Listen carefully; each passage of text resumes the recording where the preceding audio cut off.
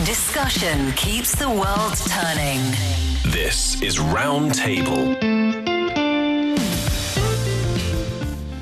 Our robots are on vacuum duty, our apps are delivering feasts, and AI is writing our greetings. The most traditional holiday of the year is being powered by what they call the lazy economy. Is tech saving the Spring Festival or just replacing it? Coming to you live from our studios in Beijing, this is Roundtable. I'm Steve. Thank you very much for being with us today. And for the show, I'm with Yushun and Fei Fei. First up, as we find ourselves once again in the heart of the season, it is the perfect time to explore the tradition and customs that define it. With the Spring Festival just around the corner, the ancient ritual of spring cleaning is in full swing. A practice rooted in sweeping away the old to welcome new luck and fresh beginnings. But this year, the tradition is getting a high-tech upgrade. We'll dive into the why behind the deep clean, look at how robots are taking over the heavy lifting, and explore what sociologists are calling the lazy economy, a booming market fueled by our love of smart, convenient, and automated help. Is technology really helping here with the traditions, or is it simply reinventing them? We'll talk about all of that stuff today, Yushun and Fei Fei. Good afternoon to you. I guess today is the actual cleaning day. Yeah, exactly. It's called 小年 or Little New Year, which is basically marking the beginning of the countdown to the Chinese New Year. And so there are a lot of traditions and rituals surrounding this day, and cleaning is one of them. So 小年 typically happening today, which is the 23rd day of the 12th month according to the Chinese traditional calendar, and can also be tomorrow, which is the 24th of that day, depending on the places that you live. And for this particular day, the Little New Year or 小年, the core ritual really surrounding about a god called the kitchen god. The kitchen god. The kitchen god. The god that overseeing and protects the kitchen of every home. And this day, the 小年, is the day where the god, the kitchen god, will go up to the heaven and report to his boss about this family's behavior of the year. Oh, wow. And because of this, there are other traditions, for example, offering sweets to the gods so that during his report to the heaven, he won't say anything bad about you.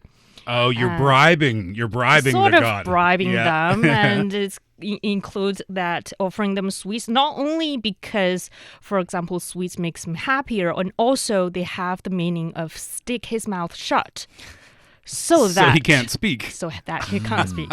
Oh, some of the snacks can be really, really sticky. And we celebrate this little New Year differently according to different locations that you're living in. And in southern China, which is where I was born, we this things kicks off around 24th. You just mentioned it. It's a bit more of a relaxed, food-focused to this big spring festival. And there are also some regions like Jiangsu, Zhejiang, and Shanghai area, which is also my hometown, where the Little New Year falls on the day before that exact day of Chinese New Year's Eve. Okay. Because we call that Chinese New Year's Eve as the big night. That's the night where you have maybe the most important meal of the year, right? Yes. That's when all the family members have to be home for dinner. There's no excuses. Everybody's got to be there, right? Yeah. And it's a huge feast. Yes, that's why we call it the big New Year's night. And so the day before that is the small New Year's night. So we celebrate that day as well. And in terms of customs, there aren't many that special rituals either. I asked my parents actually, and my mom's answer was just, we don't do anything. Oh. Yeah, so there are we kind of people celebrate it very, very differently, but still, in terms of eating, because there's so many festivals that people eat different things, and in this Little New Year, people may have things like 年糕 or the sticky rice cake. Also, 汤圆, the sweet rice balls. This is more like common in the southern part of China. Yeah, for northern people, we eat dumplings pretty much for every festival. Any opportunity to eat a dumpling, you'll take it. So the cleaning, just one more question about the cleaning. So this is like not just tidying up around the house, right? This is, I guess in the West, we have something called spring cleaning, right? I don't think it happens this early in the year. I think it's more when the weather starts to get a little bit warmer. But in Canada and in Western culture, that's like a deep house clean. Like everything. You'll steam your carpets, you'll vacuum the tiniest corners, get every little bit of dust out of everywhere. That's a deep spring clean. Kind of the same concept? Yeah, I would say about the same concept. It's also because of, the New Year's come. So we need to clean off everything of the last year so that we can prepare and welcome the new year. And also for the new year, we need to have a lot of decorations. We need to have the couplets, the paper cuttings. So before we really decorate the house, we also need to deep clean it. Just like a deep clean in Canada that we clean pretty much every corner of the house, wash anything possible that can be pushed into a washing machine, and also just reaching to the corners that you normally haven't noticed on a daily basis. Or ignore. Yeah. It's the ones that you know it's there, but you just kind of turn a blind eye to for the other 364 days of the year. From ceiling to the floor, from indoors to outdoors, if you have a backyard, you basically clean every part of that. And this tradition has ancient roots. This goes back a long way. And there's a connection to the language too, yes? Yeah, in Chinese culture, the word for dust or 尘 sounds like the same as the word for old or outdated. So, or 尘 in Chinese, so they sound exactly the same. So, because of this homophonic connection, sweeping away dust also symbolizes sweeping away the troubles, the bad luck, and hardships of the past year, and then making room for good fortune, health, and hope in the year to come. And that's where Canadian and Chinese culture go in two different directions. We don't have that deep-rooted meaning behind our cleaning. Ancient texts, this is represented there too, which is kind of cool. Yeah, it goes back around more than 4,000 years ago in a book called the 吕氏春秋, where they sort of detailed about the practice of Chinese New Year cleaning. And also in ancient texts, it told about how people used to clean in the ancient times. For example, people used long brooms made of straw and tied to wooden poles taller than one person so that they can reach to high places, such as the roof beams and wall corners, and also the dust, cobwebs, and debris were carefully swept away so that, as you mentioned, they can clearing up the old and welcome the new. But that happened in traditional ancient times where we don't really have a lot of help, so we need to spend, I think in some cases, more than one day for this deep clean. But for modern times, for today, I don't think we need to spend that much long and to clean it. And that's a good opportunity to transition to modern times and how we're taking care of our homes now. I want to start with this. Homes have changed in terms of their interior and in terms of the smart home penetration rate, particularly here in China. I found a chart from a consulting group, and it talked about the years 2018 to 2025. Back in 2018, the smart home penetration rate was 9.6. Fast forward, and it's gone up every single year to 2025, where it's 25.4. 2019 was 11, 2020 12.6, 2021 14.5, and so on all the way up until last year. It is consistently growing, and it's changing how we take care of the interior of our homes. Yeah, and I also have a new different set of data from iResearch, and they look at the 2025 to 2026 Spring Festival goods consumption trends, and tech products are expected to account for over a third of the New Year goods purchases in 2026, which is this year. And among them, smart home and health tech products enjoy a rate as high as 90%, with intelligent cleaning appliances emerging as one of the dominant categories. Smart home cleaning appliances. Like robots, like window cleaning robots, like floor scrubbers and robot vacuum. I think according to Douyin, their number suggests that orders for window cleaning robots surged more than 200% year on year.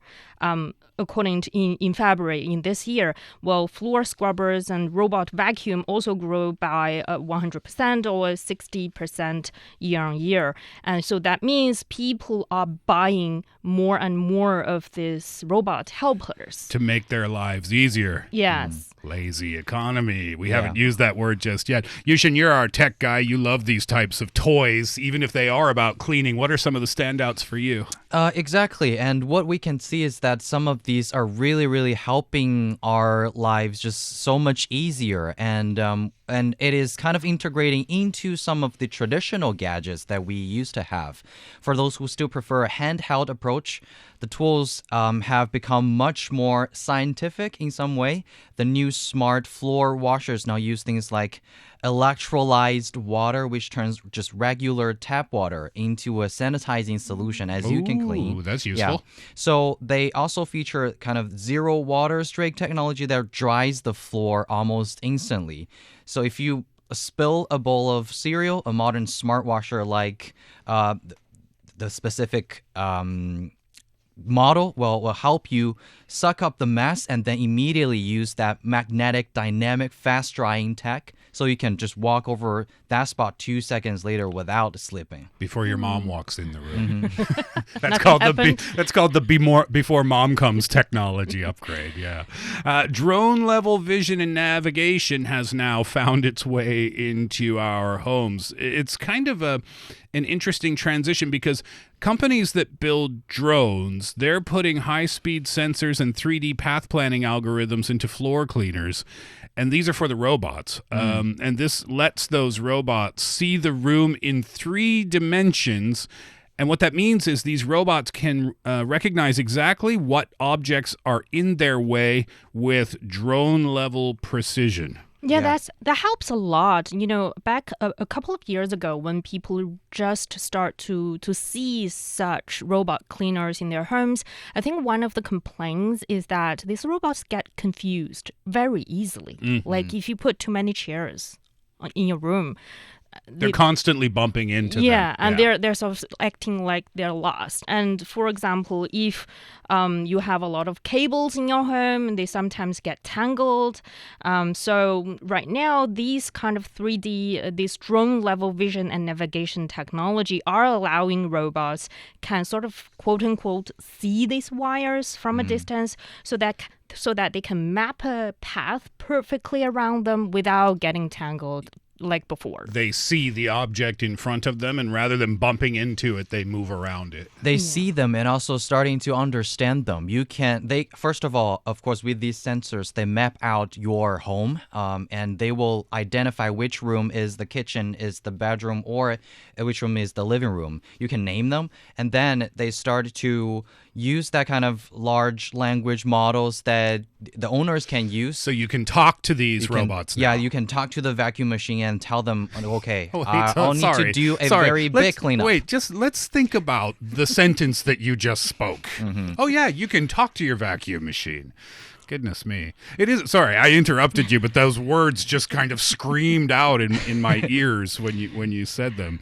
So how does that work then? So you program the machine, the vacuum machine, to know which room is which, and then just with a simple command like go clean the bedroom or go clean the kitchen, something like that? Yeah, and what I said that they're starting to understand is that because they start to realize and recognize that keywords that you're saying and then actually think about what you are implying, but not just specifically or clearly stating that I need you to clean the bedroom, but probably just say, okay, I have a big party today, and then they will probably just focus on the grease in the kitchen because they kind of guess that you are going to have a big party and there's going to be a mess in the kitchen. This will be my New Year gift for my friend. I have a friend, she's panicking about her parents coming, and her mom will nagging her about, not cleaning your house properly. And now she can have one of these robots and tell them, my parents are coming tomorrow. And that's all you have to say. Yeah. My parents are coming and your house will be spotless. We talked about this next one during, I think it was CES, Yushun. The robots that can climb the stairs, and also the robots that have a mechanical arm, too. Yeah, that can pick up things on the floor, like your socks, your shirts, and everything. So the biggest weakness of a robot vacuum machine for a long time was that single step. But that's the history now, because some of these robots can actually climb upstairs and also on the way clean the stairs and then climb to other maybe floors if you have different floors at your home. So they built with these climbing systems that use tracks or bionic limbs to move between different floor levels. Yeah, I was watching some videos about that. For me, it's a little, what am I criticizing here? It's amazing, but if I am criticizing, it's a little clunky. Their movements right now, they're a little awkward. They can still accomplish their task, but when they approach the stair, it stops, and then it kind of, does whatever it does to stand up a little bit and then slide onto the stair in front of it and then pull its body up. It's kind of like a human with zero energy, the way they would climb a set of stairs. Slowly and step by step. But then once it gets onto that step, then it goes back and forth, left and right, to clean that particular level of stairs, and then it goes through the process again. The mechanical arm also, I don't know if this one impresses me as much, because we've seen mechanical arms on robots for a really long time now, so it doesn't seem that difficult, I guess, that they could incorporate it into a robot vacuum cleaner, but it's kind of cool to watch. The robot arm lives inside a compartment, and then it walks up to or rolls up to a sock or whatever, and then the compartment opens, the arm comes out, it picks it up, and then it carries it over to a wastebasket. So it also sort of help you organize your house at the same time as it was cleaning it. Yeah, decluttering. And that's my dream helper at home. Yeah. Well, let's get to, we've already kind of touched on it a little bit, but let's go further deep into it. The lazy economy. First, let's find out exactly what that means. Honestly, the term lazy economy, or in Chinese 懒人经济, is a bit of a misnomer, because it's not actually being lazy.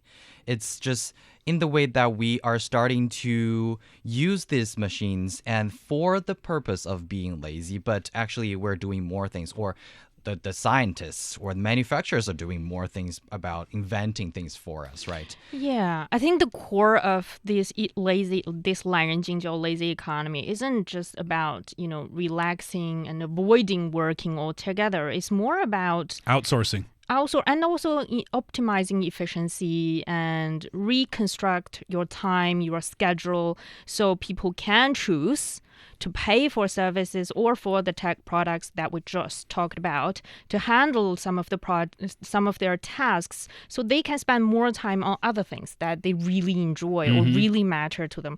To be honest, a lot of people don't find joy in cleaning or organizing, around the house. Yeah, I always find those people to be really weird. I had a roommate a long time ago, and he actually enjoyed cleaning. It was a stress release for him. I actually think so. Do you agree with that? I do agree with this, but maybe I'm in the minority here.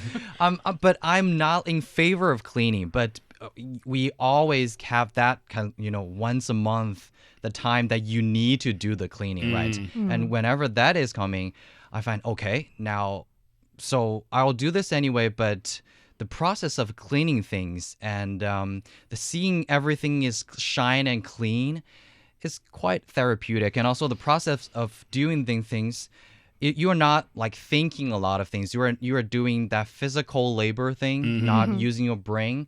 Yeah, I think that helps. I'm more of on the fence of that. It depends on, my working schedule or my personal life. If I have the time and energy, I do enjoy sitting down or working around the house for like 2 or 3 hours, just do a deep clean.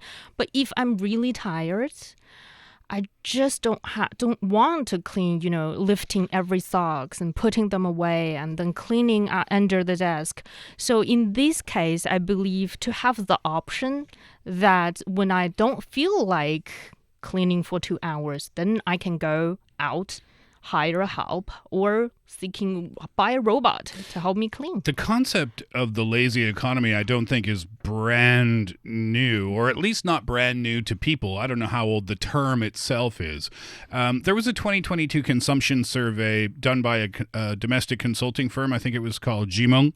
And one of the stats said this: 75% of respondents, and these are people born after 1995, 75% of respondents said that they relied on services to save time on cooking and cleaning. So to me, it's not that, the concept of outsourcing or the concept of buying back your time is a new thing for humanity.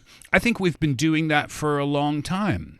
The invention of the knife allowed us to cut our potatoes and carrots and onions and whatever.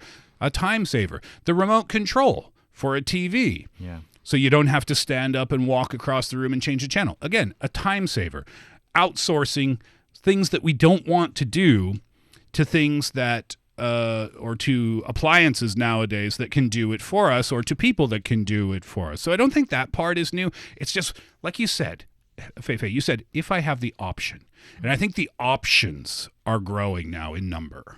Yeah, according to domestic media Sina News, it's a massive economic trend worth more than $600 billion, actually. That's global, more impressive. Sorry. 600 in 2025. And we also have data from the China Research Institute shows that the size of China's lazy economy is expected to exceed 3.5 trillion yuan, which is more than 500 million US dollars by 2025, which is growing at a 12% annual rate every year. So that we are seeing sometimes these outsourcing sector of the economy are, in a sense, outpacing traditional retail. I'll give you an example of one that I think is kind of cool. So they have something called door-to-door cooking here. I found this from a Sixth Tone story.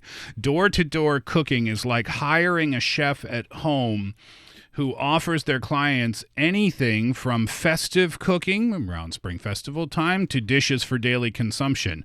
That service, according to Sixth Tone, is being widely shared on Xiaohongshu, and it costs about 68 yuan to 128 yuan. That's about $10 to $20 for up to 4 dishes, with some service providers even promising to clean up after they cook the food. And that's just proof. So you go to the service or on the app or wherever you find these people, you say, please come cook dinner at my house. You have all the ingredients there in your fridge, and they just come in and they cook your dinner and they clean up and then they leave. Yeah, and sometimes you don't have the ingredients. You give them money. They will go to the grocery. They'll go shopping for you. Shop for you and then start cleaning everything, starting cook everything, and then clean everything. So you just sit down at your home, enjoy the meal without have to worry about the grocery shopping, the cleaning up, and also you don't need to worry about a lot of the kitchen appliances that sometimes you don't have at your home, but you feel like you need it for a special feast for the New Year's Day. And I read a report in some cities, I think it's in Ningbo, in eastern part of China, that they have a whole team of chefs that can come to people's door and help them to cook a real feast for, 6 or 8 people. And it can cost up to 1,000 yuan or even more. And that may include groceries, includes all the kitchen appliances, and also cleaning up afterwards. I don't want 6 strangers in my house. Do you know? But you also don't need to spend energy and time and to cook for like 8 people. Yushun's cleaning is my cooking, though. I find therapy in Oh, that. really? Yeah. And I should hire you. Yeah, maybe I should get on Xiaohongshu Yeah. and advertise my cooking services. Another one which I thought was kind of interesting is not the house cleaning service, but the house organizing service. Yeah, Many young people are outsourcing the decluttering of their homes to some of these really professionals, compared with that traditional housekeeping and cleaning services. They come to your home and clean the floor, maybe the wall and everything. But what they do is that they help you organize the things, maybe your wardrobe, your closet and everything. They teach you the techniques of organizing things. So they're actually helping you to understand the theory of making your home clean. They're not just doing this for once. They're trying to teach you, actually. There was a TV show that was popular on Netflix many years ago. I remember that one. Yeah. And I watched, in the beginning, I thought, this is ridiculous. Why are you paying someone to come in and go through your T-shirts? I mean, is it that difficult? But after watching a couple of episodes, I realized it actually is difficult for some people, for a lot of people, actually. And when I was watching that show, she kept saying, the lady who was, the decluttering expert, she kept saying asking the same question to people. And she would pick up like a T-shirt or a teddy bear or whatever. And she would ask them, does this have any emotional value for you? Does this bring you joy? And if the answer was no, it doesn't bring me joy, get rid of it. Yeah, so that's the tip that I learned from her. After that, I was walking around my house looking at forks. Like, does this fork bring me joy? I don't know. Yeah. All right, so the people involved here in this lazy economy, and by the way, there are a million other examples, but we'll leave it at that. The people involved with the lazy economy, it's mostly 18 to 35-year-olds, correct? Yeah, because they grew up in an internet era and they're used to solving problems with, a few taps of their fingers. And so also according to Sina News, these young people aged between 18 and 35 years old usually live in bigger cities, earn a decent living, often have between 6,000 to 10,000 yuan a month of income, and they often work long hours or have a lot of overtime during their work. So paying for convenience is basically a survival strategy to keep their lives running smoothly, and also I think to help their emotional, as you said, to help them sort of lower their emotional burdens on some levels as they go through this. Or sometimes it is a technique that can just maintain your relationships. They're trying to use these outsourcing services to fix or resolve some of the problems, because I've seen a lot of discussions online saying that many conflicts between couples can actually be resolved by something as simple as a dishwasher or even a professional organizer, because so many arguments stem from the question of who should be doing the housework. Right. And then once the tools or service like these come into play, those problems seem to just neatly resolved. Yeah. I mean, I don't know if I love the term lazy economy because it automatically has a negative connotation, right? Yeah. I'd prefer to call it the outsourcing economy because it can come in so many different shapes and forms and look like many different things. For example, if you go to the grocery store and you buy potatoes that are already peeled, well, that's an example of outsourcing, right? Someone else peeled those potatoes for you. And they said in the story that I was looking at, even that little tiny amount of time, saving yourself the trouble of peeling some potatoes, if you do that here in this case and here in that example and here in that example too, those minutes will add up where you can save yourself a significant amount of time. Now, the downside to that, of course, is that you're going to pay for all of those things that you outsource to other things or other people. I want to finish this discussion with a philosophical question, if we could. Is this a good thing or is it not?